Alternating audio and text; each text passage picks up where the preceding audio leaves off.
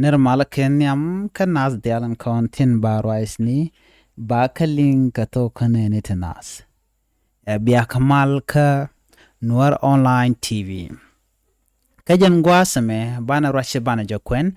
raja bana kwen chela dinene chala ro shakur chaja yet kabit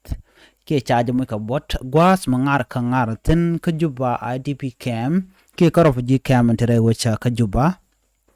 ban mandan ci tuok ka kwi recommend ci tuok an wini ka cam ban je chulin kel gorno jen bije nyak nas ko ken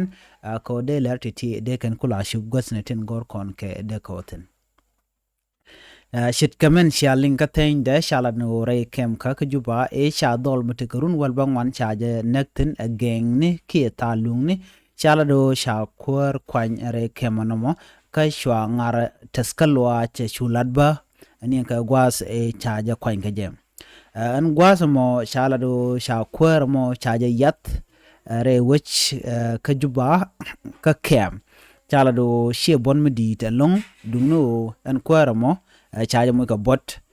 ka chaja nang re wich sure shwale elija on honorable badip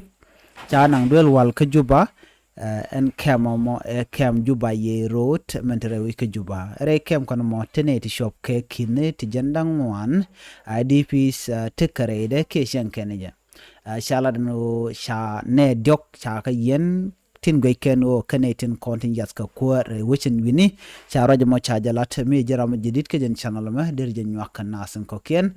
ko de lerti de ken kula shu gosen ten gor kon ke de ko tin jen gol dan de leran der to ko je goron jin be nyanas ko ken ka ku subscribe ka jen channel ma biata kamal